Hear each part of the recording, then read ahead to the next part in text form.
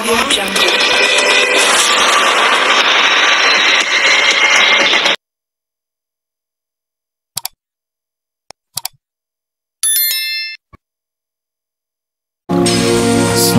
warahmatullahi wabarakatuh, pemirsa media Warga News dimana saja Anda berada. Kali ini kami akan mengabarkan sebuah kegiatan yang lalu di Mahat Az-Zaitun pada peringatan 1 Muharram 1445 atau 1 Syuro 1445, dan akan kami sampaikan sebuah cuplikan pidato atau tausiah dari Syekh selamat wahai kawan-kawanku Rasidi Panji Gemilang. Selamat menyaksikan. Jadi semoga sudah dua ya, semua tempo hari tahun berapa itu bimbingan dan senantiasa kita nyanyikan kesehatan oleh Allah Subhanahu wa Ta'ala. Dinyanyikan karena ada notasinya. Assalamualaikum warahmatullahi wabarakatuh. Cuma agak sedikit irama mars. Kalau Avenue Shalom Alehem itu agak bukan mars. Jadi Shalom Khaferim, Shalom Khaferim, Shalom, Shalom, Lehitraut, Lehitraut, Shalom, Shalom. Nah, sudah. Berarti dua sudah ya. Ya, Shalomnya sudah tahu dua. Ya ini saja. Kemarin ada yang bertanya, Syekh sehat? Oh, nampak dari kamu sehat enggak? Sehat. Ya, kalau kamu bilang sehat, saya sehat. Tapi kalau kamu bilang nampak tidak sehat, saya akan berusaha merubah supaya nampak sehat. Jadi Syekh sehat.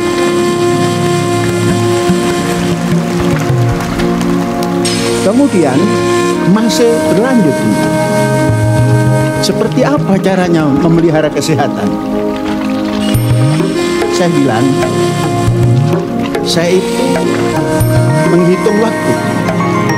Diberi hidup satu hari itu 24 jam. Kemudian saya bagi supaya tidak terlalu capek 24 jam. Maka dibagi 3, 8, 8, 8. Untuk supaya rileks, 8 jam pertama kerja. Dalam kerja itu ada pengabdian atau dharma bakti. Jadi 8 jam kerja plus dharma bakti. Kemudian 8 jam lagi istirahat. Dalam 8 jam istirahat itu pun masih kita masukkan dharma bakti. Maka sudah 16. Tinggal 8 lagi. Yang pertama 8 ini dibagi 3 juga. Kalau orang-orang membagi 3 angka 8 itu ada hasil komanya. Saya bagi 3 tapi utuh, yaitu 2, 2, 4. 2 pertama itu bangun pagi, setelah ini itu jalan kaki 2 jam, jalan saja. Kemudian yang 4, saya berusaha membaca sampai koran bekas pun dibaca. Bertanya, mengapa yang koran bekas kok dibaca? Ini supaya terlatih, mata terlatih, pikir terlatih. Setelah yang bekas-bekas dibaca, baru nyari buku lama. Buku lama yang paling terus dibaca oleh Syekh adalah satu buku Bung Karno itu sampai lecet, dan tiap hari mesti dibuka walaupun hanya dibaca judulnya. 4 jam membaca apa saja yang dibaca, sampai cerita komik dari cucu pun dibaca. Mengapa kamu senang ini? Karena lucu. Oh iya, lucu. 4 jam membaca. Baru 2 jam makan dan bercengkrama. Apa itu maknanya? Karena Syekh satu hari itu hanya makan 1 kali, yaitu jam 5.30 petang, maka makan. Dan dalam makan yang 2 jam itu bercengkrama, diisi juga diskusi, tapi dalam makan. Itu menyegarkan cara yang begitu. Sehingga 1 hari duduk asal pakai kursi itu kuat. 1 hari jalan kalau tidak terlalu panas kuat. Kecuali kemarin berjalan dengan Ibu Koni kepanasan, jadi terpaksa minum teh yang ada gula. Itu tidak goyang lagi, itu terpaksa. Tadi ditawari coklat, nanti jam 5 saja Bu Koni, karena masih kuat. Nah itu sebagai jawab Syekh sehat. Kemudian ditanya kenapa kok bisa begitu, latihan saja. Kemudian punya tekad. Life began at 70. Kita hidup ini dimulai dari umur 70. Jadi saya masih sangat remaja sekali. Masih sangat remaja sekali. Itu pun ditanya, mengapa kok begitu? Orang-orang bilang sunnah Rasul. Sama, ini juga sunnah Rasul. Cuma Rasul yang paling pangkal.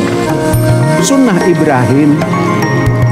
Ibrahim itu mulai menyeberang dari Ur Kasdim masuk ke selatan Turki itu umur 70. Baru bergerak. Maka kemudian nanti umat yang diturunkan dari sisi Yubhak itu dinamakan orang Ibrani. Mengapa? Karena menyeberang dari sungai Ifrat. Ibron itu artinya tukang nyebrang. Kalau Arab, tukang bergerak. Karena kalau dikasih tak marbutoh menjadi arobah, gerobak yang bisa membawa sesuatu. Ini menyeberang supaya bisa sampai tujuan. Nah itu sunnah Ibrahim. Jadi kalau mengikuti sunnah Ibrahim, hitung umur kita berapa. Kalau sampean baru mulai 70, itu berarti baru mulai hidup. Bagaimana dengan 69 ke belakang? Itu adalah tabungan untuk hidup. Ya. Jadi anak-anakku yang sekarang masih kelas 12 terus berseragam putih yang akan menjadi pasukan pengibar bendera merah putih, itu baru, kalau dalam kehidupan itu baru berkaki 4. Saya kemarin ngasih teka-teki kepada cucu, karena cucu ini selalu ikut tidur bersama. Nah aku punya teka-teki, nah. Ada makhluk mula-mula berjalan dengan kaki 4. Kemudian dalam proses lanjut berjalan berkaki 2. Kemudian berjalan lebih lanjut lagi, berjalan dengan berkaki 3. Itu lama. Lama jawabnya. Coba tanya abakmu, tanya ayahmu, dan tanya ibumu. Sudah mau tidur pun turun, karena ini anak kepingin cepat tahu. Turun ke umiknya. Umah, ini ada teka-teki dari Mbah Kung. Begini, oh nanti dulu, Umah pikirkan dulu. Terus tanya kepada abaknya, Mbak, ini ada teka-teki dari Mbah Kung. Apa ini? kamu? Maksudnya manusia. Nah, baru cepat datang. Manusia Mbah, mengapa? Waktu kecil merangkak pakai kaki 4, waktu sudah agak dewasa pakai kaki 2, lewat umurnya pakai kaki 3 dibantu tongkat seperti Nabi Musa katanya. Makanya tongkat itu kalau masih umur muda dia menjadi tongkat komando. Itu pentingnya tongkat itu. Jadi jangan merasa masih muda kok pakai tongkat. Itu bagus. Mengapa? Sudah menjadi panglima. Kalau panglima itu pakai tongkat, tapi dikepit di ketiaknya. Sudah, itu cerita. Kemudian ada lagi pertanyaan, mengapa kok toleransi dan perdamaian? Saya jawab, perdamaiannya saja. Karena saya selalu berdoa, Tuhan, Engkau pusat perdamaian, dan darimu juga perdamaian itu, dan kembali perdamaian itu juga kepadamu ya Tuhan. Maka hidupkan kami dalam negara yang penuh damai. Ada yang bertanya, tapi bukan malaikat juga bukan jin, mengapa? Li'anni abdus salam, karena aku hamba suka damai, namaku Abdus Salam. Jadi begitu ceritanya, pertanyaan itu. Nah, jadi egois ini ya, ini egois. Tapi nggak apa-apa, egois untuk bagus. Jadi itu ditanamkan kepada semua. Bapak sekalian, dengan tidak mengurangi penghormatan saya sebagai apa itu namanya sesepuh di sini, terima kasih Bapak dan Ibu telah menyemangati kami semua yang ada di kampus ini. Penuh semangat. Ternyata semua memberi semangat.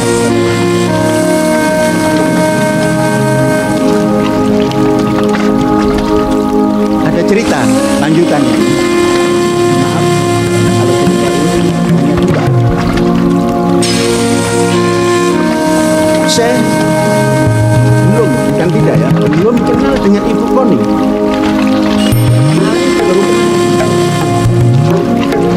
Tapi di benak saya dan di ruh saya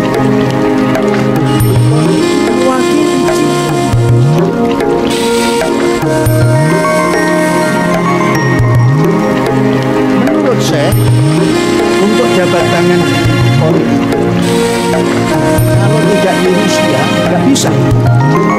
Mengapa?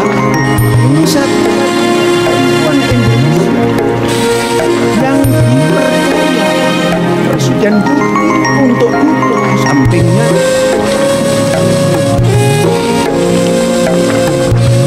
Saya belum melihat sama-sama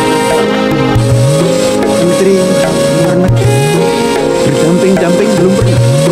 Tapi Koni Akundini Bakri telah dengan yang ada membaca pikiran Bung Karno untuk hidup berdikari, sehingga diserang dengan supir udara, supirnya diserang oleh Blatiknya yang kalang-kalang, diserang oleh binakol nangkep binoyo mangap, buayanya dijadikan kawan, bakolnya dipakai isi nasi. Itu hebatnya Putin. Ditanya, ternyata pencinta Bung Karno, ide Bung Karno. Nah, kalau kita punya mazhab Bung Karno, menurut Ibu Koni nggak salah-salah amat. Ya, tapi pakai amat ya. Bu Koni kalau berbicara luar biasa. Islam saya tidak bagus-bagus amat, gitu. Itu yang. Terus juga menilai mazhab Bung Karno nggak salah-salah amat, ini perlu dijabarkan. Penjabarannya itu ulama-ulama dari UIN. Ya, kalau kita ya mengucapkan saja, ulama UIN silakan, pesantren Indramayu silakan. Itu cerita tentang Bu Koni. Kemudian kami kemarin seperti di DPR sana kumpul karena kami ingin memberikan nama kapal untuk Bu Koni. Secara penyampaian seperti nerima, tapi hakikatnya belum nerima. Maka kemarin beberapa puluh orang kita tanya dan kita sampaikan ide, kami akan memberikan sebuah perahu yang ukurannya mudah-mudahan seperti kapal Nabi Nuh, 150 panjang, minimal 25 tinggi, dan minimal 50 lebar. Itu akan diberi nama Ibu Koni Rahakundini. Semua, karena ini alam demokrasi Pancasila, kita tanyakan kepada semua. Semua mengatakan setuju. Karena apa? Kerakyatan yang dipimpin oleh hikmat kebijaksanaan dalam permusyawaratan, walaupun tidak di DPR. Tapi itu bentuk musyawarah. Setuju. Kita serahkan kepada yang disetujui. Bu Koni, pripun? Kumaha Ibu? Atau tos disetujui mangga baik gitu. Cuma belum begitu omongannya, tapi dari gelagat beliau sudah menyetujui. Maka kita katakan kapal keempat, walaupun ukurannya andainya nanti melebihi ukuran kapal Nabi Nuh atau sedikit kurang dari kapal Nabi Nuh, itu akan kita sematkan kepada beliau, Ratu Koni Rahakundini Bakri. Ini permusyawaratan yang agak lebih luas dan anggotanya tidak pakai dipilih, tapi seluruh terwakili. Di sini ada perwakilan Yahudi, walaupun belum diterima sebagai agama resmi, mudah-mudahan sebentar lagi gitu. Dan kemudian ada pelajar, ada bapak ibu pelajar, kemudian ada wartawan, kemudian ada cerdik pandai dari seluruh lapisan keagamaan. Kira-kira setuju apa tidak? Nah, ini namanya mau tidak mau, harus mau gitu. Ya, karena lunas untuk kapal ketiga sudah selesai, maka akan kita siapkan lunas yang keempat. Kemudian yang kapal 1 dan 2 mudah-mudahan tidak seberapa lama lagi kita akan turunkan ke laut.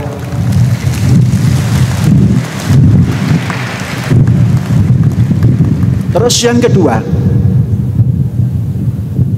Bapak Haji Ilham, anak-anakku yang masih sangat muda dan saudara-saudaraku wali santri, seorang yang bernama Al-Hajj Ilham itu sudah lama saya kenal dalam pikiran,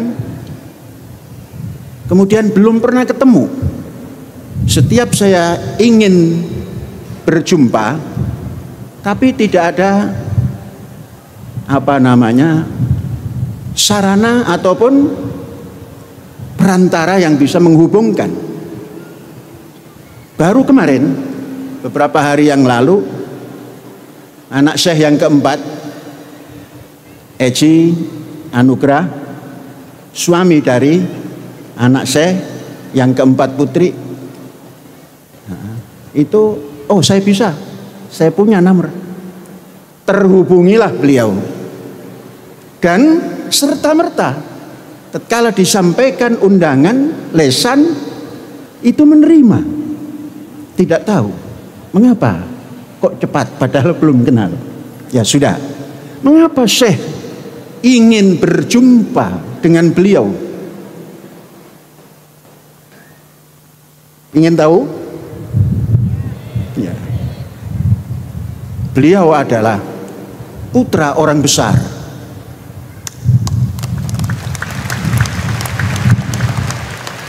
Putra tokoh yang punya gagasan. Jangan pernah cerita hasil tidak hasil, tapi punya gagasan. Beliau adalah putra daripada tokoh Dipa Nusantara A. Nama beliau Dipa Nusantara A. Kalau dahulu semua orang menyebutkan DN, A-nya dipanjangkan, tapi kalau saya hari ini menyebutkan putra daripada Dipa Nusantara A. Itu beliau. Saya ingin duduk bersama untuk menerjemahkan daripada tema peringatan Syuro hari ini bersama-sama. Dan sedikit mengapa saya mengistilahkan Syuro. Saya ingin mengendonesiakan budaya Arab kepada budaya Indonesia. Maka nanti tahun depan belakangnya itu jangan H, tapi Ki atau K. Artinya 1 Syuro 1446 Komariah.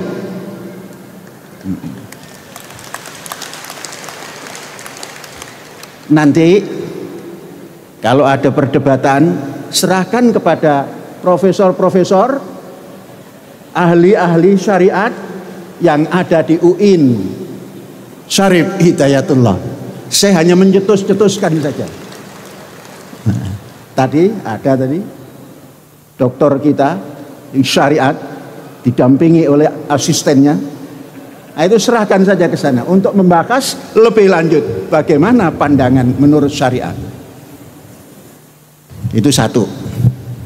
Jadi sudah paham, saya ingin mengundang dan ingin bertemu kepada Al-Mukarram Al-Hajj Ilham Dipa Nusantara A. Kita duduk bersama hari ini menjabarkan cita-cita yang kita pampangkan di mihrab masjid ini. Tentunya tidak hari ini, terus kita berlanjut. Sebelum kita berdoa untuk mengawali tahun ini, saudara-saudara, dalam kehidupan sosial saya selalu mengatakan itu ada 2 lembaga. Satu lembaga politik dan satu lagi lembaga karismatik. Lembaga politik biasanya pergumulannya itu tiap 5 tahun kalau di Indonesia, karena selalu politik praktis yang digaungkan dalam kehidupan lembaga politik. Satu lagi lembaga karismatik, bukan orang karismatik, bukan, lembaga karismatik yang harus selalu melemparkan gagasan-gagasan yang gagasan itu bisa dipraktekkan oleh orang yang paham gagasan. Maka kita meletakkan, Az-Zaitun ini meletakkan dalam lembaga karismatik dan selalu menyampaikan gagasan yang gagasan itu bisa dipraktekkan. Jadi hal-hal yang kita buat ini gagasan, tapi supaya bisa masuk kepada kehidupan nyata. Mengapa memilih itu? Gagasan itu bisa masuk ke langit ke-7 sampai ke Sidratul Muntaha, bisa menembus sampai magmanya bumi, dan tidak kenal barat, timur, utara, selatan, tidak kenal panas, tidak kenal dingin. Itulah gagasan. Tapi kalau politik itu mengenal pagi sore. Maka esok tempe, sore dele, dan seterusnya. Tidak pernah ajek, tidak pernah jejek tumak nina. Itu kalau lembaga politik. Kalau yang namanya lembaga karismatik bisa seperti tadi. Nah, kita sudah masuk kepada Indonesia kembali menuju kebangkitan kembali Indonesia Raya. Itu kan ada kembali. Berarti Indonesia pernah bangkit. Saudara-saudara, putra-putri Indonesia, atau kita katakan saja Ibu Pertiwi kita pernah melahirkan putranya. Katakan, mari kita berdialog dengan sejarah. Karena dialog langsung begini terkadang terlalu lama, tapi kalau dialog dengan sejarah kita bisa cepat ketemu. Tidak terlalu lama sejarah kita ini yang kita mau berdialog dengannya. Ya, kita awalilah singkat bahwa Nusantara kita pernah diatur oleh perseroan terbatas, PT. Artinya bukan oleh negara, oleh PT. Kalau katakanlah yang sekarang itu kalau agak sedikit gagah, LSM. LSM yang datang pertama namanya Verenigde Oost-Indische Company. Itu yang terstruktur. Kalau yang sebelumnya dinamakan Portugis, bukan PT, Portugis. Kemudian Spanyol. Nah, baru LSM datang atau PT yang namanya Verenigde Oost-Indische Company. Karena namanya juga LSM, Lembaga Sosial Masyarakat Holland, sedangkan kita di sini masyarakat yang belum menyatu, maka kekuatan habis. Tadi Ibu Doktor kita menyampaikan seperti itu. Karena yang namanya LSM yang tidak teratur dan PT yang semaunya sendiri berjalan hampir 200 tahun. Dari VOC keluar VOC lagi. VOC pertama serakah, VOC yang kedua hancur. Maka orang Belanda mengatakan VOC yang kedua ini adalah Virgaan under korupsi. Ternyata perjalanan yang diatur bukan oleh lembaga negara yang baik, ujungnya korupsi. Kalau LSM mengatur negara, ujungnya dikorupsi, bukan korupsi, dikorupsi kekuatan negara itu. Maka baru tampil atas nama negara. Disitulah keluar satu gagasan yang namanya politik etis. Itu pun dimulai sejak selesainya penyelesaian penjajahan dari Merauke sampai ke Sabang. 1904 Aceh selesai diambil oleh Belanda. Baru 1905 terjadilah politik etis. Saudara-saudara, bumi tanah air kita ini atau Ibu Pertiwi kita ini melahirkan anaknya. Syekh Al-Zaitun Profesor Dr. Jakarta itu apa itu? Abdus Salam Rashidi Panji Gumilang tampak hadir di tengah-tengah para tamu undangan. Syekh Al-Zaitun menyapa dengan hangat para para tamu undangan kala kawan-kawan yang beliau dari berbagai elemen masyarakat. Selamat tinggal. Jumpa lagi. Dari Apa itu, Mak? tokoh agama, Tidak pernah kita bisa budayawan, antara sang dan tokoh dengan politisi. sang pendukung tokoh.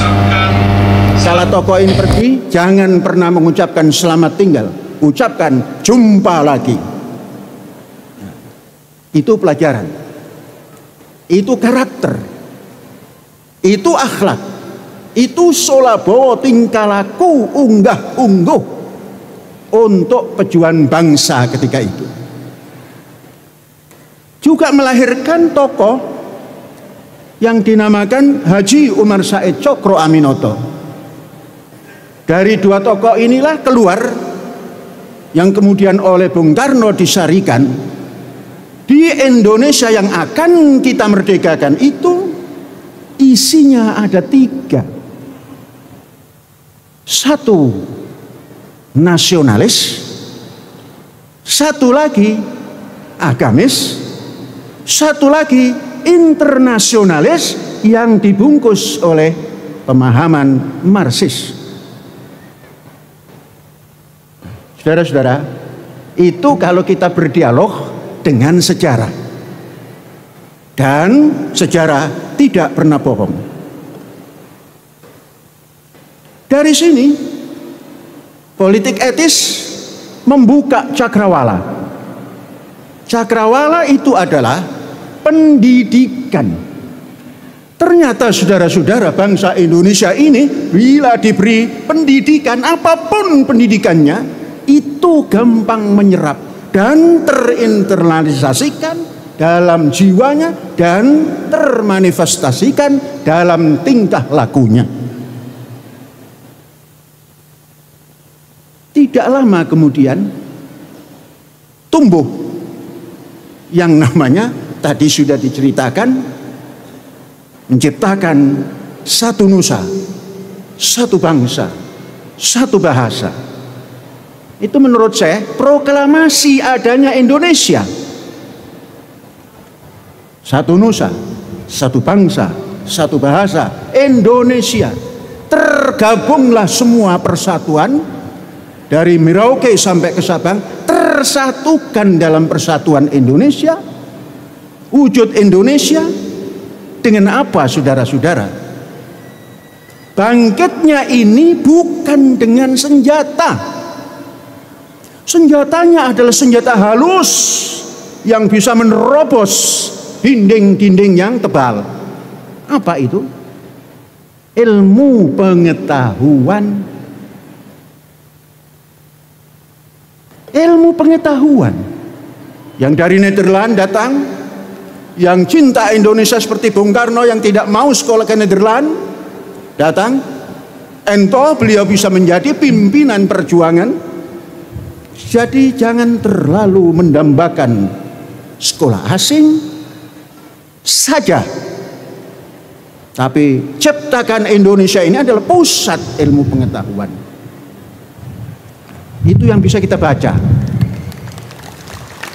di dalam dialog melalui komunikasi sejarah seperti itu. Saudara-saudara, itu jangkanya cuma 23 tahun kalau dihitung dari 1905 menuju 1928. Berapa? 23 tahun, bukan? Bukan waktu lama. Bangsa Indonesia ini cepat bangkit asal dibawa kepada titik yang jelas. Terus apa yang mendasari semua itu? Toleransi dan perdamaian. Para pemuda ketika itu yang masih merangkak dengan kaki 4 itu sudah menghilangkan semua apa agamamu, suku apa kamu, turunan siapa kamu, semua dieliminir, disatukan dalam satu pusat, mendapatkan Indonesia merdeka. Dan negara yang kita merdekakan itu harus punya nama. Itulah Indonesia sekalipun disarikan daripada Indos Nisos. Saudara-saudara, untuk menjelaskan cita-cita Indonesia itu sangat luhur kemampuan bangsa, walaupun masih merangkak dengan kaki empat. Sang pemuda yang sekarang menjadi mbah kita, Mbah Rebowagi Supratman. Beliau nama awalnya adalah Rebowagi Supratman. Kemudian ingin sekolah Belanda, maka disebutkan Rudolf supaya gampang. Akhirnya Rudolf, wakinya jangan dihilangkan. Supratman, diterimalah. Dalam umur yang sangat muda, menciptakan filosofi Indonesia itu seperti apa. Keluarlah, Indonesia, tanah airku, mengapa bukan negaraku? Sedangkan tetangga kita, anthemnya, negaraku, tanah tumpahnya darahku. Kita, Indonesia, tanah airku. Ternyata terinspirasi oleh kitab suci. Wa hamalnahum fil barri wal bahri. Kami angkat anak Adam ini di darat dan di lautan. Berarti cita-citanya dari seperti itu. Saudara-saudara, toleransi dan perdamaian, dan terus bergerak untuk mencapai Indonesia merdeka. Itulah kebangkitan Indonesia 28 Apa tadi? Toleransi. Kemudian dibungkus oleh ilmu pengetahuan. Terciptalah sebuah nama.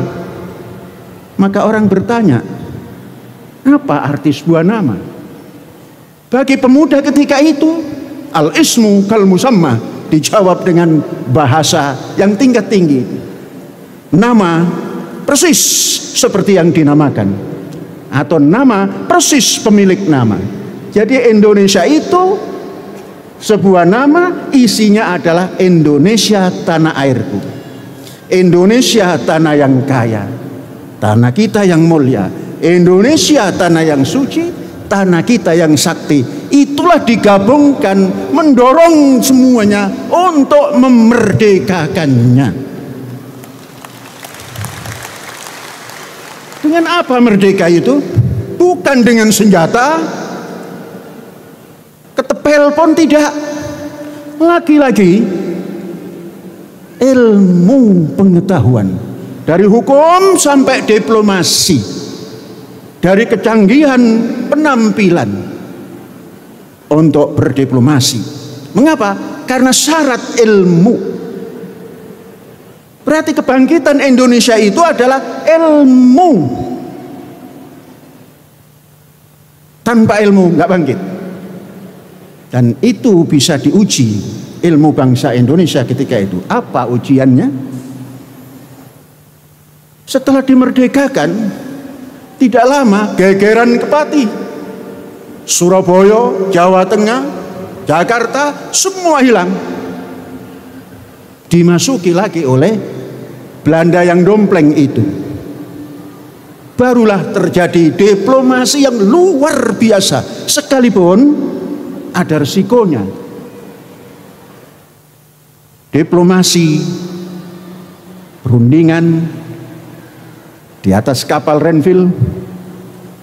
Maka kemarin saya bilang kepada Ibu Koni, Bu, kami kalau musyawarat di atas perahu Gunung Surawiti. Kok begitu? Ya, jangan kapal Renville saja yang kita gunakan, Gunung Surawiti pun kita gunakan itu. Dan memang begitu. Sudah. Kemudian perjanjian lagi yang dinamakan Kuningan itu. Apa itu? Linggajati. Sang penampil, sang diplomat itu sangat muda. Bung Karno ketika itu umurnya yang paling sepuh, tapi belum 40. Maka belum dipanggil Syekh ketika itu, dipanggil Bung. Coba kalau seperti Syekh, pasti dipanggil Syekh juga.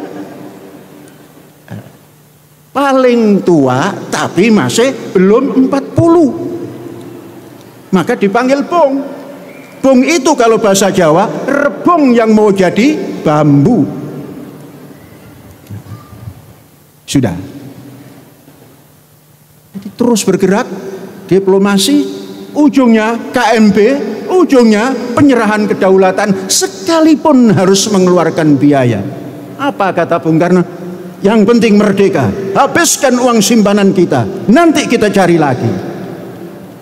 Sekarang orang Belanda mengakui kemerdekaan tahun 1945.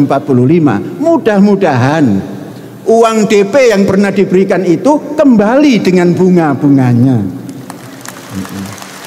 Untuk membangun apa? Untuk membangun pendidikan Indonesia Raya. Jangan nanti kalau sudah datang lesap lagi. Lesap itu artinya ngiles. Ngiles itu bahasa Sunda, lengit. Ya mudah-mudahan. Saudara-saudara, ternyata ilmu pengetahuan begitu masuk ke dalam perjalanan mengisi kemerdekaan, disitulah baru ada darah yang tertumpah untuk mempertahankan kemerdekaan. Jadi kalau hal-hal yang seperti itu, kalau kita diplomasikan atau kita komunikasikan dengan sejarah, itu gampang. Jadi kita juga pernah mengalami jalan yang penuh onak dan duri. Yang kata orang Arab itu Thoriq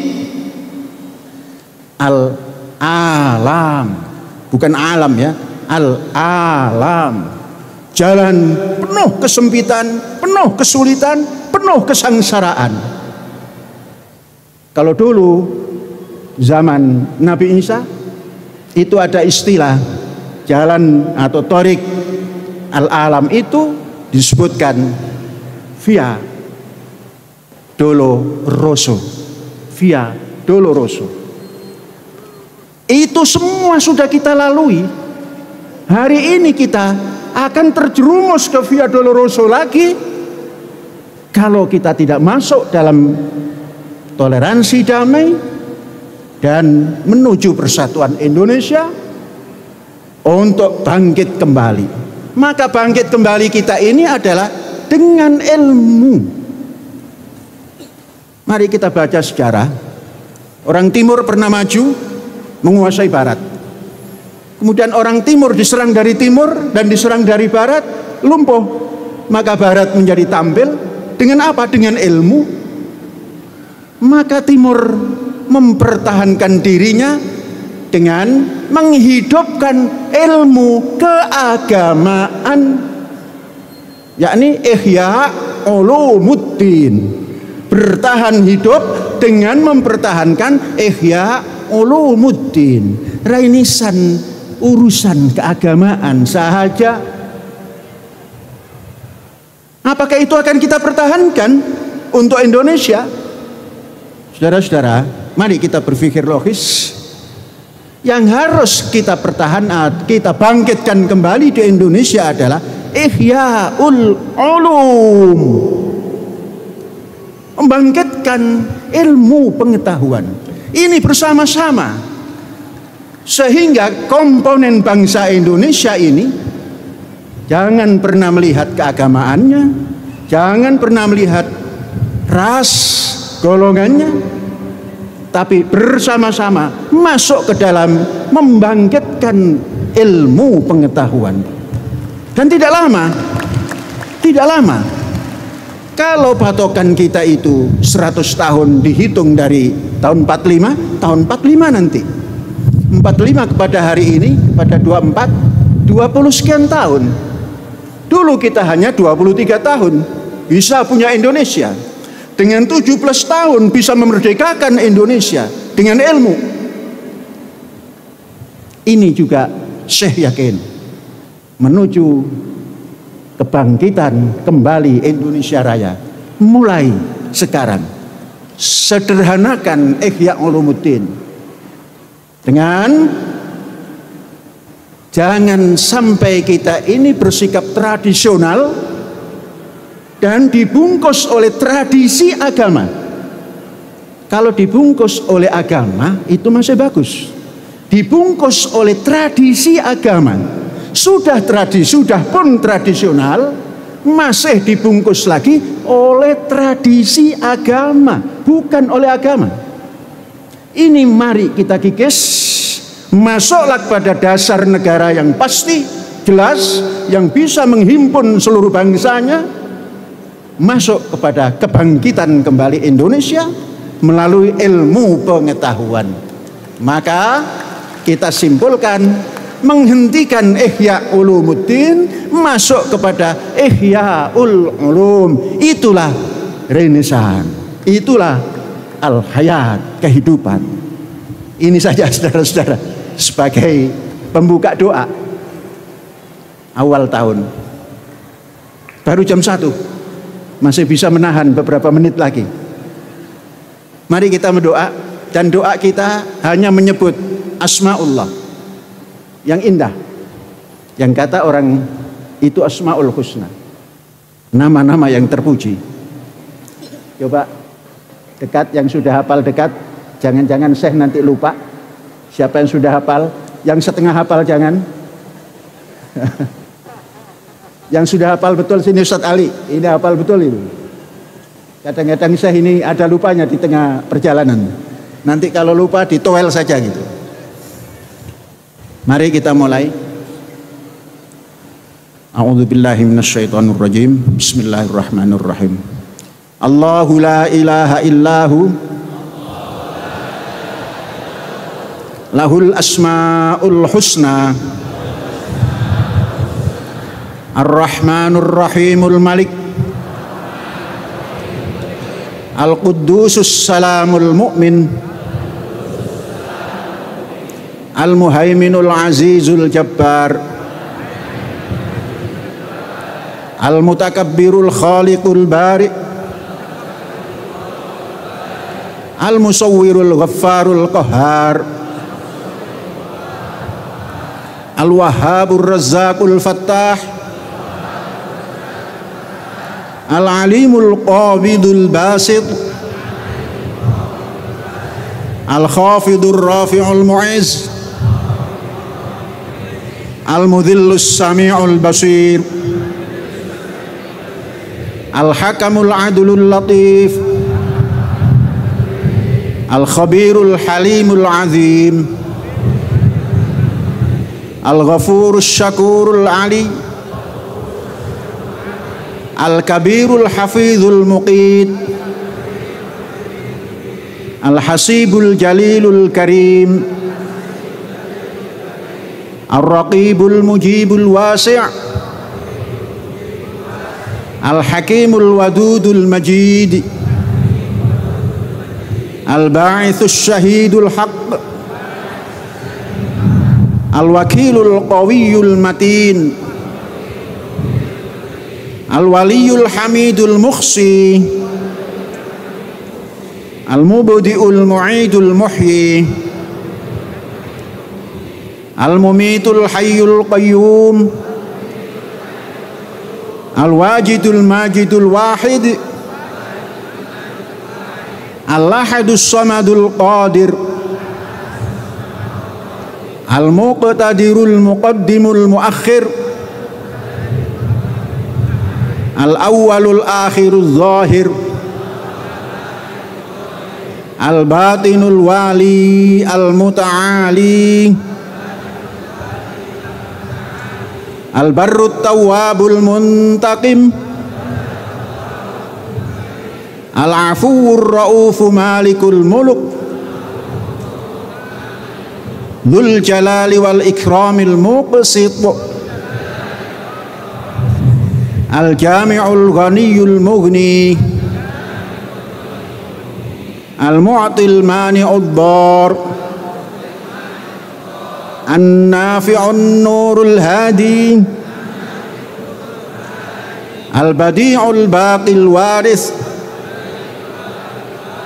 ar-rasyidus sabur Subhana rabbika rabbil izzati amma yasifun. Wa salamun alal mursalin. Walhamdulillahi rabbil alamin. Hadza wallahu yar'ana wa yakhfaduna walhamdulillahi rabbil alamin. Merdeka.